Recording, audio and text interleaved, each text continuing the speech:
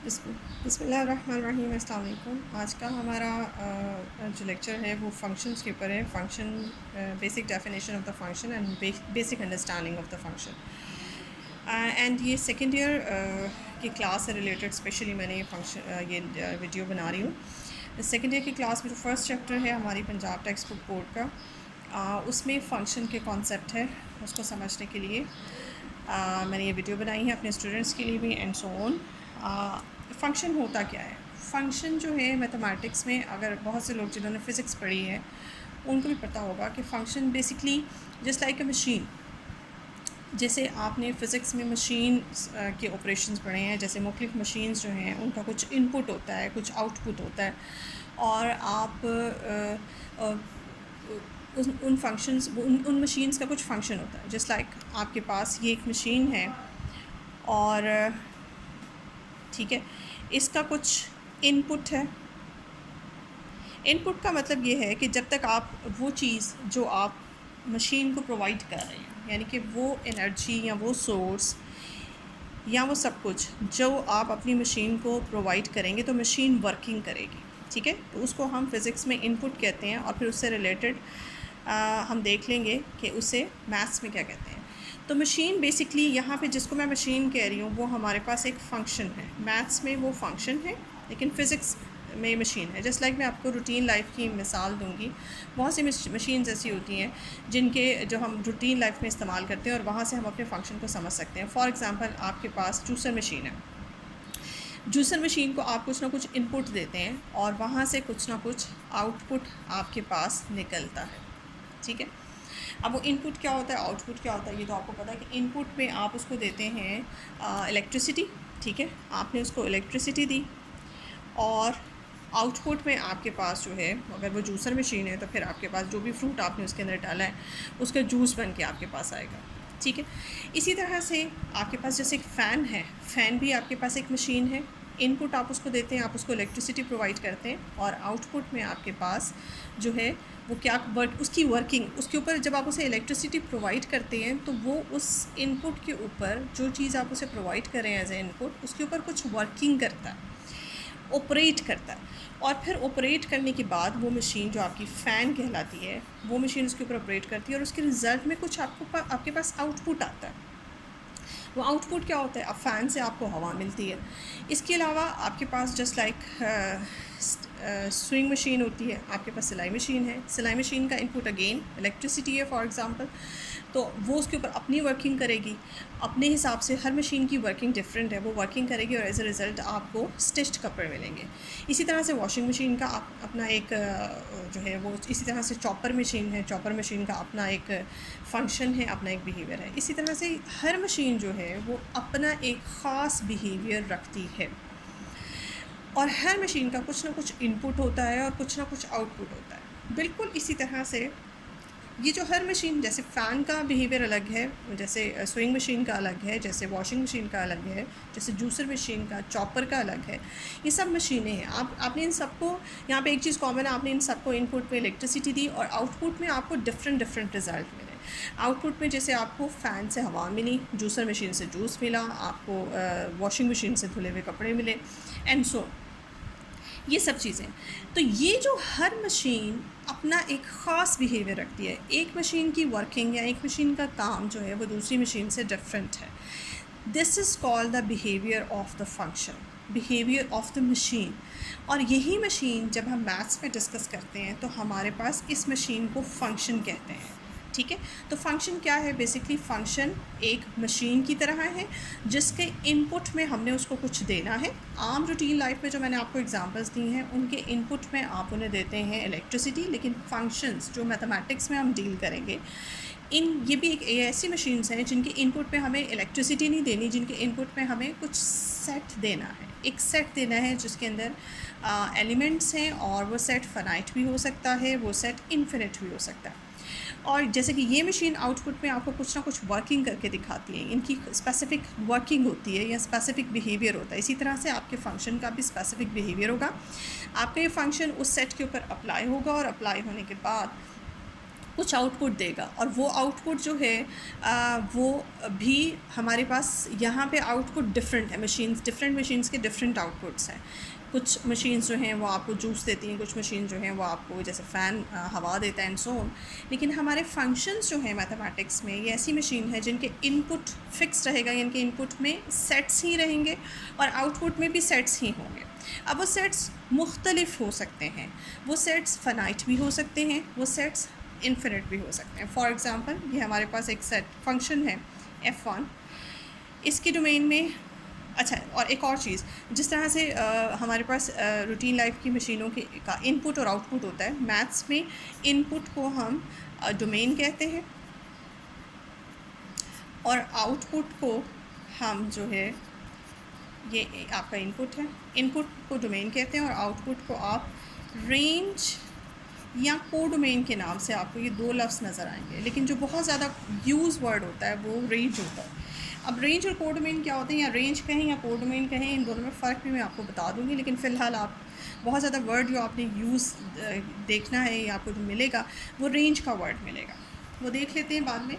फ़िलहाल अभी आपके पास एक मशीन है या आपके पास एक फ़ंक्शन है जिसकी डोमेन में ये एक ए सेट पड़ा हुआ है, और ए सेट इस तरह का है कि इसके अंदर कुछ एलिमेंट्स हैं, for example A1 A2 A3 and so on. और एक बी सेट है जिसके अंदर कुछ एलिमेंट्स हैं B1 B2 B3 and so on. ये इन्फिनिट सेट्स भी हो सकते हैं, फ़नाइट भी हो सकते हैं, आपकी मर्ज़ी है। आप इन्हें फ़नाइट कर दें, जैसे आप ये कर लें A10 तक कर लें और यहाँ आप B10 तक कर लें, इसमें भी 10 एलिमेंट्स हैं, इसमें भी 10 एलिमेंट्स हैं, और आपका फ़ंक्शन जो है इसको एज एन इनपुट लेता है, यानी कि आपका फ़ंक्शन अप्लाई होता है, जिस पे आपकी मशीन जिस चीज़ के ऊपर अप्लाई होती है वो इनपुट होती है। तो ये यहाँ पे डोमेन या इनपुट या आपका फ़ंक्शन इसके ऊपर अप्लाई होगा। ये फ़ंक्शन आपकी मशीन, और ये हो गया आपका आउटपुट। आउटपुट मीन फंक्शन की रेंज या कोडोमेन, जैसे कि मैंने दो वर्ड्स आपको कहे। तो ये जो है ये भी एक सेट है और ये भी एक सेट है। बस आपने ये याद रखना है कि जब फंक्शंस की हम बात करते हैं तो फंक्शंस की डोमेन यानी कि फ़ंक्शन के इनपुट और आउटपुट में हमें सेट्स चाहिए होते हैं, यानी कि फ़ंक्शन की डोमेन और रेंज में हमें सेट्स चाहिए होते हैं। और वो सेट्स जो हैं वो कैसे होते हैं, वो सेट्स फ़िलहाल तो मैंने दो डिफरेंट सेट्स लिखे हैं, ए और बी दो डिफरेंट सेट्स हैं। वो सेट्स डिफरेंट भी हो सकते हैं, वो सेट्स सेम भी हो सकते हैं, वो सेट्स फ़नाइट भी हो सकते हैं और इन्फिनिट भी हो सकते हैं। यानी कि आप अपने F1 को इस तरह से भी डिफ़ाइन कर सकते हैं कि आपका फ़ंक्शन A से A की तरफ जा रहा है, यानी कि इनपुट में आपको जो है आपके पास डोमेन में A सेट है और रेंज में भी A सेट है। तो आप डिफरेंट भी हो सकते हैं और सेम भी हो सकता है, इट डिपेंड्स अपॉन कि क्या आपको पॉसिबिलिटी दी हुई है। इसके बाद आता है कि ये फ़ंक्शन एक मशीन है, लेकिन इसका बिहेवियर कैसा है। जैसे मैंने आपको रूटीन लाइफ से बताया कि हर मशीन का अपना एक बिहेवियर होता है, इसी तरह से हर फंक्शन का भी अपना एक बिहेवियर होता है। फॉर एग्ज़ाम्पल, आपका ये जो F1 है, आप एक भी ऊपर अप्लाई करती हैं एंड आंसर में आपके पास 1/A आ जाता है। ठीक है, अब ये A आपने कहाँ से सेलेक्ट किया, ये A आपने डोमेन से। इसकी मैं बात नहीं कर रही, मैं इस वक्त इस फंक्शन की बात कर रही हूँ। ठीक है, तो ये आपने डोमेन के ऊपर अप्लाई किया। इस तरह से आपने बहुत से फंक्शंस को देखा होगा, इस तरह से कि फंक्शंस जो हैं वो एलिमेंट्स पे अप्लाई होते हैं और आंसर में भी आपके पास एक एलिमेंट आता है। तो ये एलिमेंट जिसके ऊपर आपका फंक्शन अप्लाई हो रहा है वो एलिमेंट आप डेफिनेटली डोमेन में से सिलेक्ट करेंगे, और इस वक्त आपकी डोमेन जो है वो A सेट है। और आंसर में ये फ़ंक्शन का बिहेवियर क्या है, बिहेवियर का मतलब ये फ़ंक्शन आपका इस एलिमेंट के साथ क्या ट्रीटमेंट कर रहा है, क्या सलूक कर रहा है। इसने क्या किया, इस एलिमेंट के ऊपर इस फंक्शन ने अप्लाई होने के बाद इस एलिमेंट का रेसिप्रोकल कर लिया। ठीक है, ये भी हो सकता है, बहुत से बिहेवियर्स होते हैं, मैं आपको 2-3 बिहेवियर यहाँ लिख के बता देती हूँ। ये भी हो सकता है कि आपके पास जस्ट लाइक मैं एक और फंक्शन लिख लेती हूँ ताकि आपको कन्फ्यूजन ना हो कि सेम ही फंक्शन लिख लिया है। एक और फंक्शन लिख लेते हैं, यहाँ पे ऐड कर लेते हैं। एक फ़ंक्शन है F2 जो अगेन A से B पे जा रहा है। एक फ़ंक्शन है आपका F3 जो अगेन A से B पे जा रहा है। एक फ़ंक्शन है F4 जो अगेन A से B पे जा रहा है। ठीक है, अब ये F2 को मैं डिफ़ाइन कर ले लगी हूँ। F2, अब आप ये देख रहे हैं कि F1 से लेकर F4 तक की मैंने 4 फंक्शंस लिखे हैं, इन सब की डोमेन में सेम सेट है और रेंज में सेम सेट है। दिस इज़ द पॉसिबिलिटी, ऐसा हो सकता है। लेकिन फ़र्क कहाँ पे आएगा, क्या आप क्या F1 से लेकर F4 तक ये सेम फंक्शंस है, ये कैसे पता चलेगा? देखिए, फंक्शंस की डोमेन सेम हो जाने से या रेंज सेम हो जाने से फंक्शन सेम नहीं हो जाते।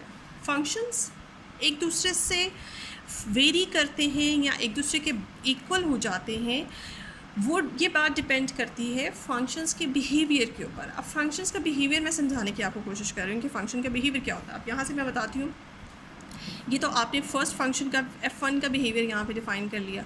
अब मैं आपको F2 का बिहेवियर यहाँ पे बताती हूँ कि F2 का बिहेवियर क्या है। F2 ये ट्रीटमेंट करता है, F2 A के एलिमेंट्स के साथ ये सलूक करता है कि आप जब F2 फंक्शन अप्लाई करते हैं तो वो उन तमाम एलिमेंट्स का स्क्वायर रूट ले लेता है। F3 फंक्शन जो है ये A के तमाम एलिमेंट्स के साथ, फॉर ऑल यहाँ पे लिख लें बिकॉज ये रिप्रेजेंटेशन है, क्योंकि ए के अंदर बहुत सारे एलिमेंट्स हैं ना, तो मैं हर एक के ऊपर अलग अलग नहीं दिखाऊंगी, मैं जनरल बिहेवियर दिखा रही हूँ कि ये ए के जितने भी एलिमेंट्स A1 के साथ भी अप टू A10 तक ये सारे एलिमेंट्स के साथ सेम सलूक करता है।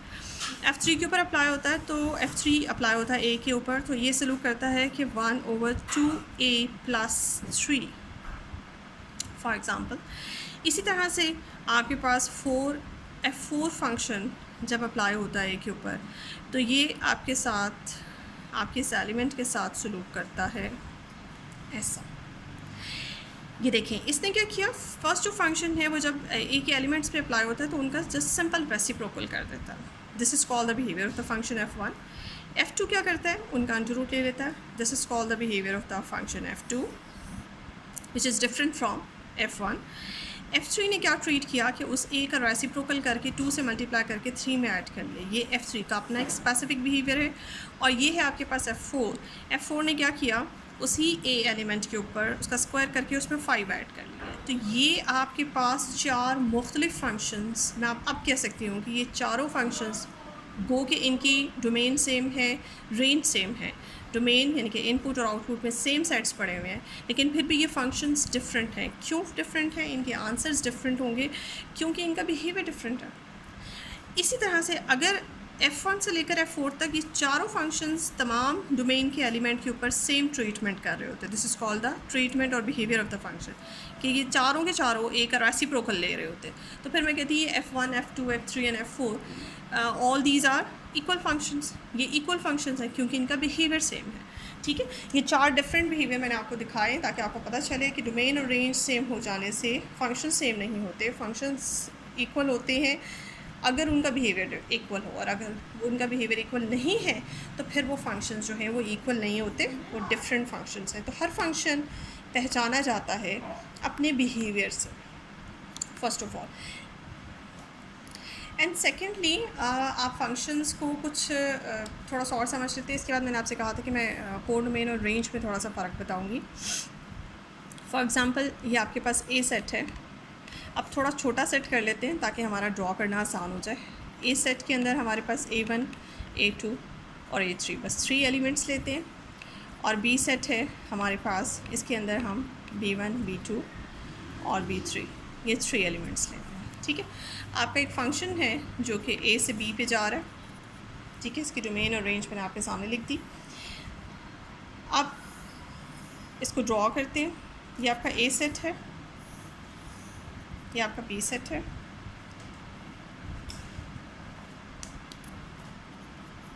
और इस वक्त ये आपका फंक्शन है, इसकी डायरेक्शन A से B की तरफ है। यहाँ आपका A1 पड़ा हुआ एलिमेंट, ये A2 है, ये A3 है, ये B1 है, ये B2 है एंड ये B3 है। ठीक है जी, अब ये आपकी डोमेन है, ये आपकी रेंज है। इस तरह से कि जब आपका F जो है वो A1 पे अप्लाई होता है तो आंसर आपको B1 देता है, F आपका A2 पे अप्लाई होकर आंसर B2 देता है, और A3 पे अप्लाई होकर आंसर B3 देता है। ये मैंने आपको इसलिए लिख के दिया है कि जब आपका F A1 पे अप्लाई होगा तो आंसर आपका आएगा F of A1। F A1 पे अप्लाई हुआ, अप्लाई होने के बाद F जब अप्लाई होता है A1 पे तो आंसर उसका बराबर आता है B1 के। फर्स्ट ऑफ ऑल डोमेन के जो एलिमेंट्स होते हैं these are called the pre images, और जो ये रेंज के एलिमेंट्स होते हैं these are called the images. ये इमेजेस होते हैं, किन का इमेज होते हैं, ये डोमेन में पड़े हुए एलिमेंट का इमेज होते हैं। ठीक है, और ये एलिमेंट जो है इन एलिमेंट्स का प्री इमेज होता है। जस्ट लाइक अगर आप आईने के सामने खड़े हों तो आईने में जो आपकी आपकी शक्ल नज़र आएगी वो आपका इमेज है और आप उसके क्या हैं, प्री इमेज है। बिल्कुल इसी तरह से जस्ट लाइक आईना आपका ये फंक्शन है, ये तमाम एलिमेंट्स अगर अपने इस आईने में अपने आप को देखते हैं तो उनका जो इमेज बनता है दैट इज़ कॉल्ड ये रेंज। ठीक है, A1 का जो इमेज बनता है वो B1 बनता है, A2 का जो इमेज बनता है वो B2 बनता है, A3 का जो इमेज बनता है वो B3 बनता है। वो किस वजह से बनता है, आईने में देखने की वजह से बनता है। यानी कि ये फंक्शन जब A2 पे अप्लाई होगा तो आंसर उसका जो इमेज बनेगा वो B2 बनेगा। तो B2 का दूसरा नाम इमेज ऑफ द फंक्शन और image of the element A2 भी हो सकता है। इसको दूसरे लफ्ज़ों में ऐसे भी कह सकते हैं। B1 को image of the element A1 भी कह सकते हैं, यानी कि image of the element A1 under the function F। इसी तरह से A3 का इमेज F ऑफ A3 है, जिसको हम दूसरा नाम उसका B3 है, अगर A3 B3 पे मैप हो रहा है। ठीक है, ये तो मैंने बिल्कुल सिंपल से आपको करके दिखा दिया। अब दिस इज़ कॉल्ड, ये जो आपके पास B है इस वक्त आपकी पूरी की पूरी रेंज है। ठीक है, होता ये है नॉर्मली आप अपने फंक्शन की जो डोमेन है उसके सारे एलिमेंट्स यूटिलाइज़ करते हैं। उसके सारे एलिमेंट्स यूटिलाइज़ करने का मतलब ये है कि आपके पास डोमेन में जितने एलिमेंट्स पड़े हैं आपका फंक्शन उन तमाम एलिमेंट्स पे अप्लाई होगा और अप्लाई होने के बाद अपना आंसर यहाँ रेंज में देगा। वो फंक्शन ही नहीं होता कि हो ही नहीं सकता कि ये 3 के ऊपर फंक्शन अप्लाई होकर कोई आंसर ही ना दे। तो इस तरह की जो आपकी मशीन होगी, इस तरह के जो ऑपरेटर होगा, फंक्शन ही नहीं होगा। ठीक है, तो ये आपकी यानी कि डोमेन के अंदर पड़े हुए जितने भी एलिमेंट्स होते हैं वो सब यूटिलाइज़ होते हैं। यूटिलाइज़ इन अ सेंस मैं कहूँगी कि फ़ंक्शन आपका उन तमाम एलिमेंट्स के ऊपर अप्लाई होता है और अप्लाई होने के बाद कोई ना कोई आंसर देता है और वो आंसर आपका यहाँ आता है रेंज के अंदर। लेकिन सवाल ये पैदा होता है कि रेंज का हर एलिमेंट, जैसे यानी कि हम दूसरे लफ्ज़ों में ये भी कह सकते हैं कि डोमेन का हर एलिमेंट कोई ना कोई इमेज रखता है, यानी कि डोमेन के हर एलिमेंट के ऊपर आपका फंक्शन अप्लाई हुआ और आंसर जो है वो आपका रेंज में आया, उनका कोई ना कोई इमेज बना under this operator function F। लेकिन यहाँ रेंज में पड़े हुए हर एलिमेंट जो है वो ज़रूरी नहीं कि प्री इमेज रखे। डोमेन में रेंज में पड़ा हुआ हर एलिमेंट, इस वक्त जो केस मैंने आपके सामने बनाया है यहाँ पे, तो डोमेन में 3 एलिमेंट है और तीनों एलिमेंट्स की प्री इमेजेस मौजूद हैं ज़रूर, लेकिन हमेशा ज़रूरी नहीं होता कि रेंज में पड़े हुए हर एलिमेंट, डोमेन यहाँ पे पड़ा हुआ जो सेट होता है जिसको मैं इन जनरल, वैसे मैं तो को डोमेन कहती हूँ, मैं रफली बोल रही हूँ रेंज, को डोमेन के अंदर पड़े हुए हर एलिमेंट का प्री इमेज ज़रूरी नहीं होता। इसकी मिसाल मैं आपको एक ऐसे दूंगी, जैसे मिसाल के तौर पे मेरे पास एक फ़ंक्शन है F1, ये C और D फंक्शन सेट्स के ऊपर अप्लाई हो रहा है, C set and D set. इसके अंदर एलिमेंट है C1 C2, इसके अंदर एलिमेंट है D1 D2 और D3। ठीक है, आपका C1 जो है वो इस तरह से मैप होके D1 पे जाता है और C2 जो है वो मैप होके D2 पे जाता है। अब आप ये देख रहे हैं कि आपका F जब C1 पे अप्लाई हुआ तो आंसर D1 आया और F जब C2 पे अप्लाई हुआ तो उसका इमेज D2 बना, यानी कि D2 का प्री इमेज मौजूद है और D1 का भी प्री इमेज मौजूद है और C1 C2 के तो प्री इमेजेस हैं ही। आपके D इस वक्त इस सिचुएशन में है कि उसके अंदर ये एलिमेंट D3 बच गया। D3 एक ऐसा एलिमेंट बच गया जिसका प्री इमेज मौजूद नहीं है, ये वाली सिचुएशन मैं आपको कह रही हूँ। In this case D is called the को डोमेन। बेसिकली D जो है ओवरऑल जो आपके रेंज में पड़ा हुआ सेट, जिसे हम रफली रेंज बोलते हैं, ये को डोमेन होता है। इस को डोमेन का सिर्फ वो पोर्शन रेंज कहलाता है जो प्री इमेजेस रखता है। जैसे अगर मैं सिर्फ बात करूँ इन 2 एलिमेंट्स की, इतना जो पोर्शन है आपके D सेट का ये प्री इमेजेस रखता है, that's why this portion is called the range. और अगर मैं पूरे D की बात करती हूँ तो पूरे D के अंदर कुछ हिस्सा ऐसा है जिसका प्री इमेज है और कुछ हिस्सा ऐसा है जिसका प्री इमेज मौजूद नहीं है, यानी कि कुछ एलिमेंट्स ऐसे हैं जिनके प्री इमेजेस मौजूद नहीं हैं। वो एक एलिमेंट भी हो सकता है, वो D4 भी हो सकता है, यहाँ पे D5 भी हो सकता है, कम से कम एक या मैक्सिमम एक से ज़्यादा। बहुत से एलिमेंट्स ऐसे हो सकते हैं जिनके प्री इमेजेस मौजूद नहीं हैं। सो ओवरऑल आपका D कंसिस्ट करता है रेंज प्लस वो एलिमेंट जिनके प्री इमेजेस मौजूद नहीं हैं। तो ये इन सब एलिमेंट्स का जो कलेक्शन है, दिस इज़ कॉल्ड द को डोमेन। अब इस केस में आपका जो को डोमेन है वो ये है। तो इसका सिर्फ ये वाला पोर्शन, ये पोर्शन जो है ये रेंज कहलाता है, बाकी ओवरऑल डी जो है वो कोडोमेन है। अब इस केस में देखें, इस केस में आपका बी जो है वो उसके तीनों एलिमेंट्स के प्री इमेजेस मौजूद हैं, यानी कि बी इस वक्त कम्प्लीटली रेंज है। अगर बी को मैं वैसे कोडोमेन कहूँ, ठीक है, अगर मैं बी को कोडोमेन कहूँ रफ नॉर्मली, तो ये सही कॉन्सेप्ट तो ये है कि आपका रेंज और वो एलिमेंट्स जिनके प्री इमेजेस मौजूद नहीं हैं, वो दोनों की मौजूदगी और दोनों को कंटेन करने वाला सेट जो है वो डी कहलाता है, ठीक है। तो अब इस केस में अगर आप देखें, आपका बी है तो कोडोमेन, लेकिन आपके कोडोमेन के सारे एलिमेंट्स के प्री इमेजेस मौजूद है। इस केस में आपकी कोडोमेन और आपकी रेंज जो है वो बराबर है, जबकि इस केस में आपकी रेंज जो है वो लेस है कोडोमेन से, क्योंकि रेंज में 2 एलिमेंट्स आते हैं और कोडोमेन में 3 एलिमेंट्स हैं। इस केस में आपकी कोडोमेन अगर मैं बी को कहती हूँ तो उसमें तीनों एलिमेंट्स हैं और तीनों के प्री इमेजेस मौजूद हैं, मीन्स आपकी कोडोमेन और रेंज इस वक्त इक्वल है, ठीक है। और इसी तरह से इसका मतलब ये हुआ कि सिर्फ कोडोमेन और रेंज में ये 2 रिलेशंस पाए जाते हैं कि एक केस वो होता है जिसमें कोडोमेन और रेंज बराबर हो, और एक केस वो होता है जिसमें कोडोमेन जो है वो रेंज से ज़्यादा हो सकती है, रेंज से लेस नहीं हो सकती, ठीक है। ये होप्स हो कि आपको कोडोमेन और रेंज का कॉन्सेप्ट भी बहुत ज़्यादा क्लियर हो गया होगा। एक और चीज़ होती है कि एक पॉइंट टू बी नोटेड, ये पॉइंट बहुत इंपॉर्टेंट है, इसको अच्छी तरह से जहन में समझ लें, रख लें। आपके जैसे कि मैंने कहा कि इसकी मिसाल आप बिल्कुल ऐसे लें जैसे दिस इज़ अ पर्सन, और ये आईना है और वो आईने में देखता है तो उसका ये इमेज बनता है। अब यहाँ कितने पर्सन्स हैं? यहाँ 3 persons, for example A1 A2 and A3 are 3 persons, और वो आईने में देख रहे हैं और उनके 3 डिफरेंट इमेजेस बन रहे हैं बिकॉज दे आर डिफरेंट। लेकिन ऐसा कभी भी नहीं होता कि एक एलिमेंट के 2 मुख्तलिफ इमेजेस बने। इसकी रूटीन लाइफ से मैं मिसाल ऐसे दूँगी, जैसे एक ही अकेला शख्स एक ही आईने के सामने खड़ा है और वो अपने 2 डिफरेंट फेसेस या इमेजेस देखता है।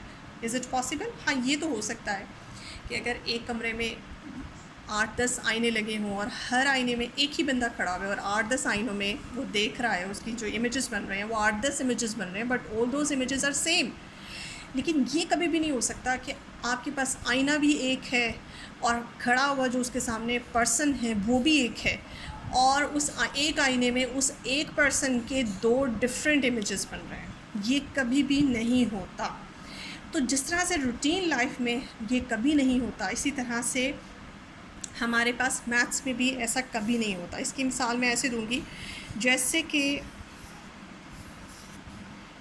ये ए है, ये बी है और ये कोई एफ फंक्शन है, ठीक है जी। ये A1, ये A2 और यहाँ B1, B2 और B3। अब कभी भी ऐसा नहीं होगा, आप देखेंगे कि A1 का एक इमेज B1 बन रहा है और एक इमेज B2 बन रहा है। ये वही मिसाल जो मैंने आपको अभी समझाई, ये वो मिसाल है जो कि मैंने आपको प्रैक्टिकली यहाँ करके दिखाई है। कैसे कि एक बंदा आईने में खड़ा है और वो एक ही आईने में अपने 2 टोटली डिफरेंट तस्वीरें देख रहा है, इमेजेस देख रहा है। ये कभी भी पॉसिबल, ऐसी सिचुएशन बताती है कि आपका ये जो ऑपरेटर F है, ये जो मशीन F है, this is not a function, ठीक है। ऐसा सीन कभी भी नहीं होता है। तो एक एलिमेंट की ये बात आप याद रखें कि एक एलिमेंट के एक से ज़्यादा इमेजेस नहीं हो सकते। हाँ, एक एलिमेंट जो कि रेंज में पड़ा है उसके एक से ज़्यादा प्री इमेजेस मौजूद हो सकते हैं, दिस इज़ द पॉसिबिलिटी। लेकिन एक एलिमेंट के जो डोमेन में पड़ा है उसके एक से ज़्यादा इमेजेस नहीं हो सकते। लेकिन दूसरा केस कि एक एलिमेंट के एक से ज़्यादा प्री इमेजेस हो सकते हैं, वो मैं आपको बना के दिखाती हूँ और वो पॉसिबल केस है। इसको मिक्स मत कर दीजिएगा। फॉर एग्ज़ाम्पल इसी में दोबारा से मैं बताती हूँ, ये ए है, ये बी है, ये एफ फंक्शन है, ये A1 है, ये A2 है और यहाँ सिर्फ एक एलिमेंट पड़ा हुआ है B1। आपका A1 भी B1 पे मैप हो रहा है और A2 भी B1 पे मैप हो रहा है। यानी कि अब आपने देखा कि आपके एक एलिमेंट के एक से ज़्यादा प्री इमेजेस मौजूद हैं, लेकिन एक एलिमेंट के एक से ज़्यादा इमेजेस नहीं हो सकते डोमेन में पड़े हुए, लेकिन रेंज में पड़े हुए एक एलिमेंट के एक से ज़्यादा प्री इमेजेस हो सकते हैं। This is the possible case. अब आप कहेंगे कि इसकी भी रूटीन लाइफ से अगर एग्जांपल दी जाए तो कैसे होगी? रूटीन लाइफ से ऐसे एग्जांपल जिस लाइक 2 बहनें हैं या 2 भाई हैं जो ट्विन्स हैं, अगर वो ट्विन्स हैं तो उनकी शक्लें सेम हैं और वो आईने में देखते हैं तो उनको सेम इमेज नज़र आ रहा है। I am not talking about the कि फिगर आपको दो नज़र आ रहे हैं, मैं दो फिगर्स की बात नहीं कर रही हूँ, मैं इमेजेस की बात कर रही हूँ, मैं मुशाबहत की बात कर रही हूँ। तो आपके पास जब आप एक A1 और A2 को दो पर्सनस कंसिडर करते हैं और दो ट्विन सिस्टर्स या दो ट्विन्स ब्रदर्स हैं और वो आईने में अपने आप को देखते हैं तो उनकी जो इमेजेस बनते हैं वो रिजेम्बलेंस वाले इमेजेस होते हैं। और वो इमेजेस जो हैं मैं इसकी मिसाल ऐसे दूंगी कि जैसे वो B1 है, उनकी सेम शक्लें हैं और उनको सेम ही इमेज नज़र आता है, ठीक है। लेकिन ये वाला जो केस है ये भी मैंने आपको रूटीन लाइफ से समझा दिया कि ये पॉसिबल नहीं है, अलबत्ता ट्विन के केस में ये पॉसिबल है। जो ट्विन सिस्टर्स होंगी या ट्विन ब्रदर होंगे उनके केस में ये पॉसिबल है। सो ये आपने बहुत इंपॉर्टेंट पॉइंट है याद रखना है कि एक एलिमेंट के एक से ज़्यादा प्री इमेजेस तो हो सकते हैं लेकिन किसी एलिमेंट का एक से ज़्यादा इमेज पॉसिबल नहीं है। इसके बाद हम आते हैं कुछ फंक्शंस की तरफ जो हमारे स्टैंडर्ड फंक्शंस हैं और इसके अलावा फंक्शन के कुछ ख़ास बिहेवियर होते हैं जैसे ऑन टू फंक्शन है, वन वन फंक्शन है, well defined function. Well defined function हमेशा हर फंक्शन या जो मशीन है वो वेल डिफाइंड होती है और वेल डिफाइंड में ये बात आती है, मतलब एक फ़ंक्शन जो इस तरह का काम करेगा वो फंक्शन ही नहीं होगा। मतलब वेल डिफाइंड, इफ़ आई से this function is well defined mean this machine is a function, ये मशीन जो है फंक्शन है। वेल डिफाइंड कहना किसी फंक्शन को मीन्स वो फंक्शन है। उसके बाद जो दो बिहेवियर्स होते हैं वो फंक्शन का वन वन होना और फंक्शन का ऑन टू होना।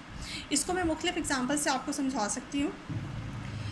देखिए आपके सामने मैंने कुछ फंक्शंस रखे हैं, एक फंक्शन F1 है, एक F2 है और एक F3 है। F1 फंक्शन जो है वो आपका A से B की तरफ जा रहा है जिसकी डोमेन में A और जिसकी रेंज में B है, और F2 फंक्शन C से D की तरफ जा रहा है और F3 फंक्शन जो है वो E से F की तरफ जा रहा है। अब सबसे पहले मैं आपको वन वन फंक्शन समझाती हूँ कि वन वन फंक्शन क्या होता है। वन वन फंक्शन ये होता है कि आपके पास हर एलिमेंट जैसे कि अभी मैंने आपसे बताया कि एक एलिमेंट के एक से ज़्यादा प्री इमेजेस हो सकते हैं, ठीक है। तो आपके पास अगर हर डिफरेंट एलिमेंट का डिफरेंट इमेज हो, अगर आप यहाँ से एक डिफरेंट इंडिविजुअल एक एलिमेंट सेलेक्ट कर रही हैं, A1 सेलेक्ट कर रही हैं, तो A1 को जो इमेज बने that should not be equal to the image of A2 का इमेज B2 बने और A1 का इमेज B1 बने फॉर एग्जांपल। इसके इमेज के साथ कोई ताल्लुक़ नहीं है, वो डिफरेंट है। अगर आप एलिमेंट्स डिफरेंट उठा रहे हैं तो उनके इमेजेस भी डिफरेंट होने चाहिए। ये जो कॉन्सेप्ट है ये कॉन्सेप्ट है वन वन का कॉन्सेप्ट है। तो ये फंक्शन वन वन कहलाता है, इस तरह से लिखा जाता है, वन वन फंक्शन कहलाता है। अगर इस फंक्शन में अगर आप डोमेन से मुख्तलिफ elements one by one pick करती हैं और उनका इमेज जो बनता है वो भी एक दूसरे से, अगर एलिमेंट्स एक दूसरे से डिफरेंट है because A1 is not equal to A2, A1 is different from A2, तो उनकी जो इमेजेस बन रहे हैं, ये देखिए मैंने इमेज बनाए हुए हैं, ये लाइन से शो किए हुए हैं कि A1 का इमेज B1 है और A2 का इमेज जो है वो B2 है, तो इनके जो इमेजेस हैं वो भी डिफरेंट हों, ठीक है। तो फिर आप उस फंक्शन को कहते हैं कि ये फंक्शन जो है आपका वन वन फंक्शन है। ऑन टू फंक्शन किसे कहते हैं? ऑन टू फंक्शन कहते हैं अगर आपके पास मिसाल के तौर पे आपकी जिस केस में, जैसे मैंने पीछे एक केस बताया जिसमें कोडोमेन और रेंज बराबर हो जाती है, जिसमें आपके पास रेंज के अंदर कोडोमेन के अंदर कोई ऐसा एलिमेंट ना बचे, वन ऑन टू फंक्शन यहाँ मैं लिख दूँ। ऑन टू फंक्शन किसे कहते हैं? वो फंक्शन होता है जिस फंक्शन में आपके पास कोडोमेन में कोई ऐसा एलिमेंट नहीं बचता जिसका प्री इमेज मौजूद ना हो। जैसे कि इस केस में आप देख सकते हैं यहाँ पे आपके पास एक ही एलिमेंट D में मौजूद है और D में मौजूद हर एलिमेंट का प्री इमेज मौजूद है। वो अलग बात है कि वो ये वन वन नहीं है, बिकॉज यहाँ पे मैंने आपसे कहा था कि वन वन वो होता है कि डिफरेंट एलिमेंट के इमेजेस डिफरेंट हो, तो वो तो वन वन केस था। This is not the one one case. तो एक फंक्शन अगर वन वन है तो ज़रूरी नहीं कि वो ऑन टू भी हो। एक वक्त में एक फ़ंक्शन सिर्फ वन वन हो सकता है, एक वक्त में एक फ़ंक्शन सिर्फ ऑन टू हो सकता है। ये भी हो सकता है कि एक वक्त में एक फ़ंक्शन वन वन भी हो और ऑन टू भी हो, वो बाइजेक्टिव केस हो जाता है। लेकिन फ़िलहाल मैं आपको वन वन और ऑन टू अलग अलग समझा रही हूँ। तो ये आपका वन वन केस था और ये ऑन टू केस भी था, बिकॉज आपके यहाँ पे कोडोमेन में मौजूद जितने भी एलिमेंट्स हैं उन सब के प्री इमेजेस मौजूद हैं। यहाँ पे कोई ऐसा एलिमेंट नहीं बचा जिसका प्री इमेज मौजूद ना हो, ठीक है। सेम केस यहाँ पे है, यहाँ पे एक ही एलिमेंट है और उसका प्री इमेजेस बल्कि एक नहीं दो हैं, तो इससे ज़्यादा भी हो सकते हैं, कोई बात नहीं, इट्स ओके। तो आपका ये फंक्शन जो है इस वक्त F2, ये भी आपका ऑन टू फंक्शन है। क्यों? क्योंकि इसमें, इस केस में आपके जितने भी पड़े हुए एलिमेंट्स रेंज में हैं, कोड में मौजूद जितने भी एलिमेंट्स हैं, उन सब के प्री इमेजेस मौजूद हैं। तीसरा कॉन्सेप्ट, तीसरा जो है ये देखें आपके पास, ये तीसरा जो है इसको इसके अंदर थोड़ा सा चेंज कर लेते हैं, B4 भी ऐड कर लेते हैं। अब आप ये देख रहे हैं आपके पास A1 का इमेज B1, A2 का इमेज B2 और A3 का इमेज जो है वो B3 है, बट B4 का कोई प्री इमेज मौजूद नहीं है। तो जो ऑन टू की डेफिनेशन अभी हमने समझी है, इसका मतलब है कि कोड डोमेन के अंदर एक एलिमेंट ऐसा मौजूद है जिसका प्री इमेज मौजूद नहीं है। तो ये वाला केस क्या आपका 1-1, क्या आपका ऑन टू हो सकता है? बिल्कुल भी नहीं, ये केस आपका ऑन टू बिल्कुल भी नहीं हो सकता, क्योंकि यहाँ पे एक एलिमेंट B4 हमारे पास बच गया जिसका प्री इमेज नहीं है। तो ऐसा एलिमेंट जिसमें आपकी कोड डोमेन और रेंज बराबर ना हो, यानी कि कोड डोमेन में कुछ एलिमेंट्स ऐसे बच जाएँ जिनके प्री इमेजेस मौजूद ना हो, तो ऐसे फंक्शंस को हम ऑन टू फंक्शन नहीं कहते। आपका F1 ऑन टू फंक्शन है, इसको हम ऑन टू भी कहेंगे। F1 फंक्शन आपका ऑन टू भी है, F1 फंक्शन आपका 1-1 भी है, जबकि F2 फंक्शन आपका ऑन टू है लेकिन 1-1 नहीं है, बिकॉज डिफरेंट एलिमेंट्स के डिफरेंट इमेजेस होते तो ये 1-1 होता, बट जैसे हमने 1-1 में पढ़ा, यहाँ डिफरेंट एलिमेंट के सेम इमेज है, ठीक है। तो एलिमेंट्स के डिफरेंट होने से उनका इमेज नहीं बदला, इसका मतलब है ये फंक्शन 1-1 नहीं है, जबकि आपका पहला फंक्शन 1-1 भी है और आपका ऑन टू भी है। और ये लास्ट वाला फंक्शन जो है ये आपका ऑन टू नहीं है, अलबत्ता ये फंक्शन आपका 1-1 है, ठीक है। इसके साथ ही बाइजेक्टिव फंक्शन को पढ़ लेते हैं। बाइजेक्टिव फंक्शन क्या होते हैं? बाइजेक्टिव फंक्शन का मतलब है 1-1 ऑन टू प्लस 1-1। एक फंक्शन जो ऑन टू भी हो और वो 1-1 भी हो, तो उस फंक्शन को हम बाइजेक्टिव फंक्शन कहेंगे। अब इन तीनों में से, ये तीनों आपके सामने लिखे हुए हैं, आप इसमें से बड़े आराम से देख सकते हैं एक फ़ंक्शन जो ऑन टू भी है, जैसे पहला वाला फंक्शन ये ऑन टू भी था बिकॉज कोड डोमेन रेंज के बराबर थी, यानी कि हर एलिमेंट का प्री इमेज मौजूद था, और 1-1 भी है क्योंकि हर डिफरेंट एलिमेंट का इमेज भी डिफरेंट है। तो ये आपके पास बड़ी तीनों फंक्शंस में आपको 1-1 भी समझ आ गया, ऑन टू भी होप्सो के समझ आ गया होगा, और बाइजेक्टिव भी कॉन्सेप्ट आपको समझ आ गया। ये वाला फंक्शन जबकि F3 की बात करें, F3 आपका चूँकि ऑन टू नहीं है इसलिए ये बाइजेक्टिव नहीं हो सकता, क्योंकि बाइजेक्टिव के लिए दोनों प्रॉपर्टीज़ का होना ज़रूरी है, 1-1 भी एंड ऑन टू भी। इसी तरह से F2 फंक्शन जो है ये भी बाइजेक्टिव नहीं हो सकता। क्यों नहीं हो सकता? क्योंकि इसमें ये ऑन टू तो है बट ये 1-1 नहीं है। तो आपका पहला फंक्शन जो है वो 1-1 भी है, F1 ऑन टू भी है, यानी कि आपका पहला फंक्शन हम कह सकते हैं F1 is bijective, but F2 is only onto, और F3 जो है वो ओनली 1-1 है। होप्स हो कि आपको 1-1 ऑन टू और बाइजेक्टिव का कॉन्सेप्ट बहुत अच्छी तरह से समझ आ गया होगा। इसकी आप चाहें तो मज़ीद खुद प्रैक्टिस भी कर सकते हैं, मुख्तलिफ़ फंक्शंस बना के मुख्तलिफ़ पॉसिबिलिटीज़ के साथ, ताकि आपकी ये मज़ीद अच्छी हो जाए प्रैक्टिस। क्योंकि ये कॉन्सेप्ट जो है आपका बहुत आगे तक चलना है और ये यहीं से बेस बनेगी, तो आपको आगे जो है वो हर चीज़ क्लियर होगी।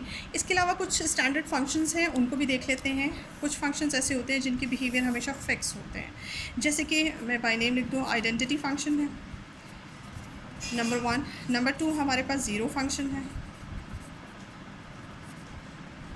नंबर 3 हमारे पास कांस्टेंट फंक्शन है।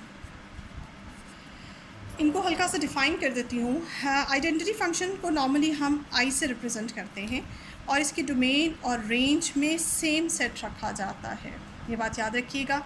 जैसे कि मैंने आपसे कहा, किसी फंक्शन की डोमेन और रेंज में डिफरेंट सेट्स भी हो सकते हैं, सेम सेट्स भी हो सकते हैं। यहाँ पे आइडेंटिटी फंक्शन की डोमेन और रेंज में सेम सेट्स होते हैं।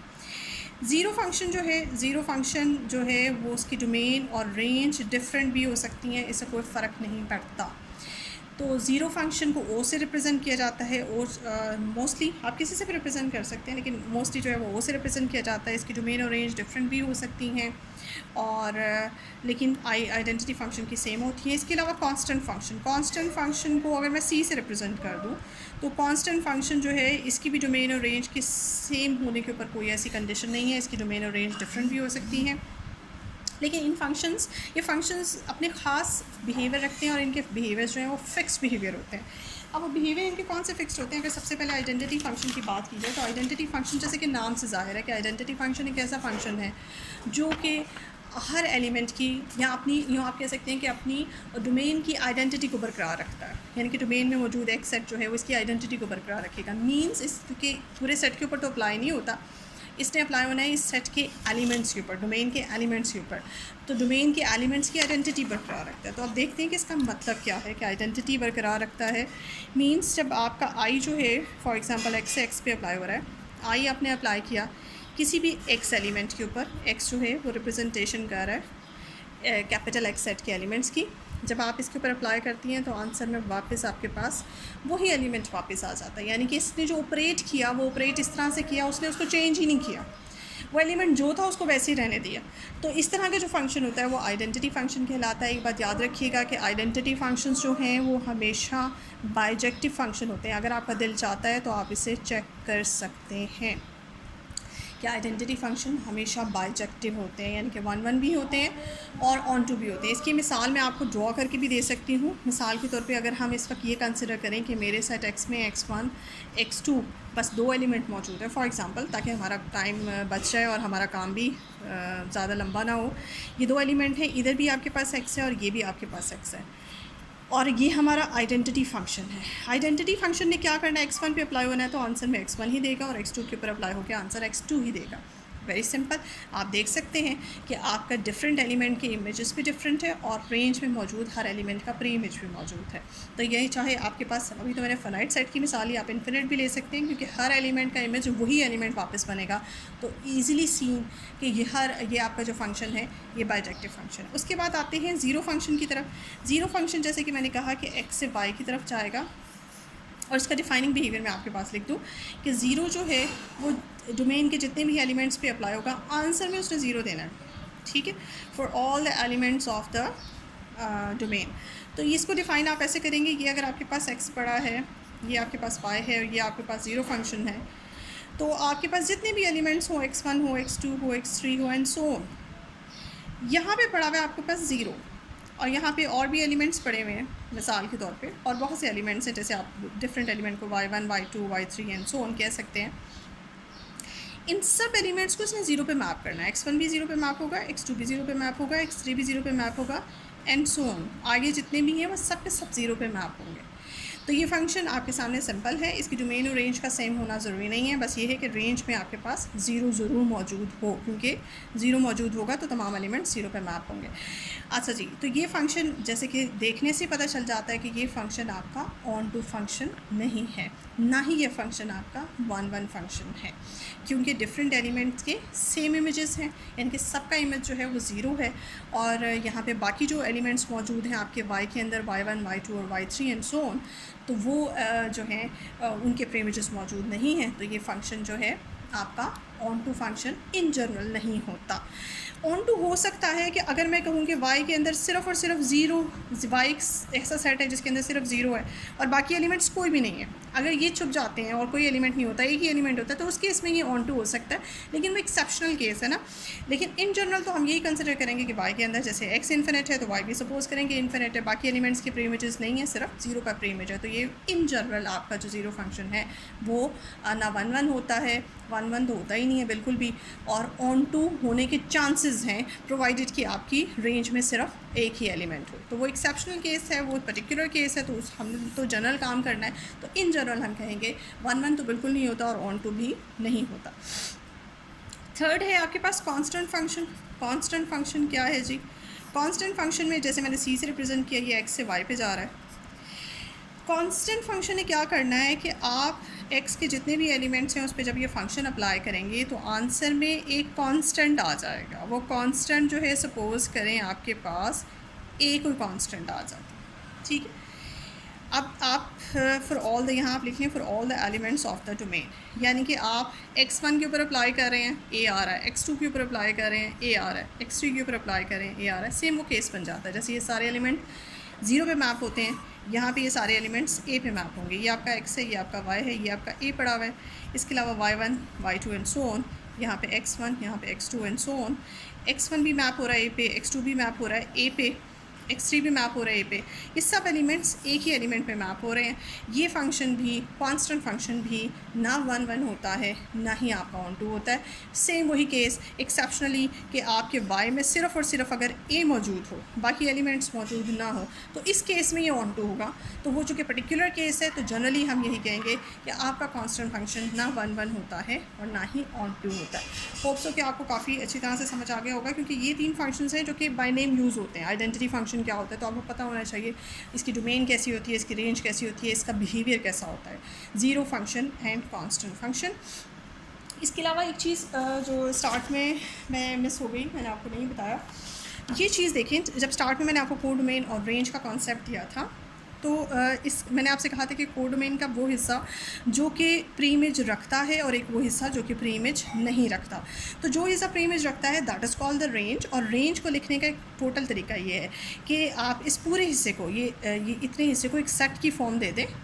ये सेट जो है जो कि आपका D1 और D2 को कंटेन कर रहा है, ये किसका सबसेट है, ये एक सेट बन जाता है। यानी कि आप इसको ऐसे लिख सकते हैं कि ये एक सेट है जिसके अंदर D1 भी है और D2 भी है, ये सबसेट है D का। और इसको दूसरे लफ्ज़ों में एफ ऑफ सी भी कहा जा सकता है। सी ये पूरा सेट है, इस पूरे सेट का इमेज इस पूरे होल में पड़ा हुआ है।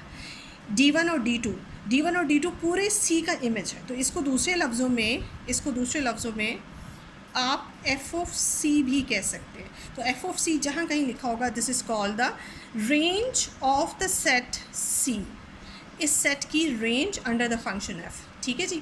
तो रेंज सेट को कोडोमेन को तो आप डी से रिप्रेजेंट कर सकते हो, लेकिन रेंज को स्पेसिफिकली अगर बहुत जिस पे कोडोमेन से बिल्कुल ही हट के, यानी कि स्पेसिफिकली जिसमें आप बताना चाह रहे हो कि दिस इज़ रेंज, तो आप फिर आपके पास अगर इस तरह से लिखा हो ये ए है और ये बी है और आप इसमें इस डाउट को ख़त्म करना चाह रहे हो कि बी कोडोमेन तो नहीं है, तो आप इसको लिखेंगे कि यहाँ पे image of the A is called range. ठीक है, रेंज सेट है। होप सो कि आपको अब हर चीज़ क्लियर हो गई होगी। मैंने कोशिश की है कि मैं फंक्शंस को बहुत डिटेल से समझा दूँ, स्टैंडर्ड फंक्शन भी। आप इस वीडियो को देखने के बाद प्लीज़ अपने कमेंट्स ज़रूर दीजिएगा and thank you so much.